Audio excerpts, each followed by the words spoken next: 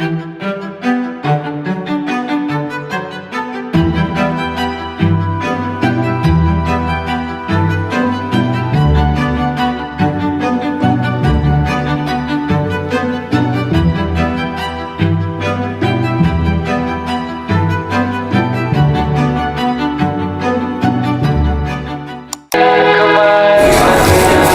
pagdating ng mga Amerikano sa Pilipinas, panibagong pamumuhay ang muling naranasan ng mga Pilipino sa ilalim ng mga Amerikano. Ating tuklasan ang kalagayan ng bawat mamamayang Pilipino sa panahon ng pananakop ng mga Amerikano. Samahan niyo kong saksihan ang mga kaganapan sa ilalim ng mga pananakop.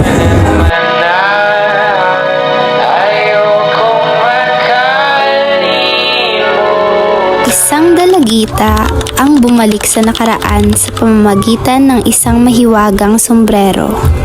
Bumalik siya sa nakaraan upang masilayan ang kalagayan ng kanyang mga kababayan noon.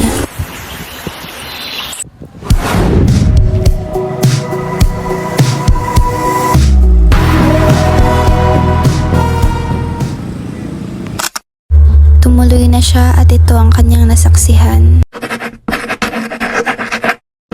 Hindi ko alam kung saan tayo kukuha ng ipangdadaos natin sa araw-araw.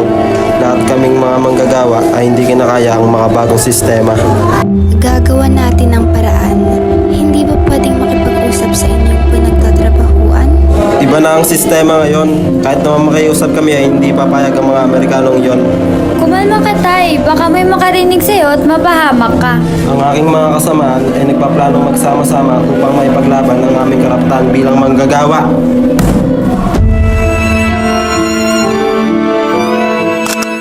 Dumako naman siya sa paaralan at nasaksihan niya ang paghihirap ng mga estudyante sa panahon ng mga Amerikano. I'm really glad that we're able to have an access to free education. Yes, we're lucky, so let's not waste this opportunity. Di pa kayo ay nakakaintindi ng wikang yan, samantalang ako nahihirapan pa rin mapaloob o labas man ng paaralan. Nahihirapan akong intindihin ang wikang Ingles. Ngunit, aking sinusubukan sapagkat alam niyo naman ang bawal. Stop talking. Someone might hear you and report you to the authorities. Let's just go home.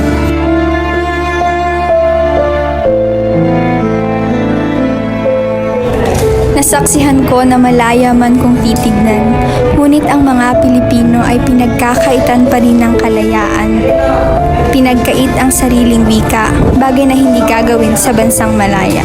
Kaya naman, ang mga Pilipino ay gumawa ng hakbang upang ito'y labanan. Patuloy ba tayo magpapasakop sa mga Amerikano? Patuloy ba natin gagamitin ang wika nila? How dare you exercise things to our country? Hey, you're not allowed to speak in Tagalog. Get there. Bitawan niyo ako! Bitawan niyo ako!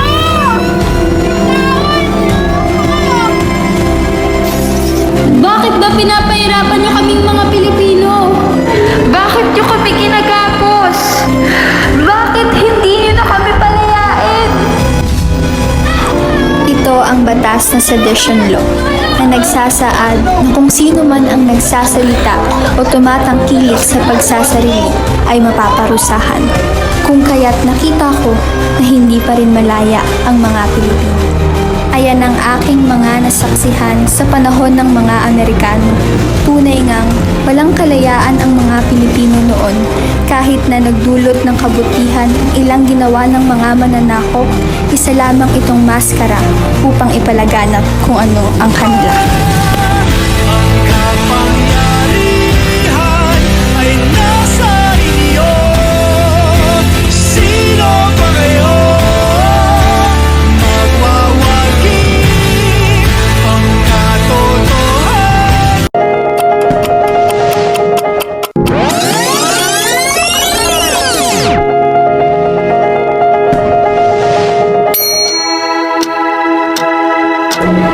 Babalik na ako sa panahon ko. Salamat sa mga karanasan ko rito.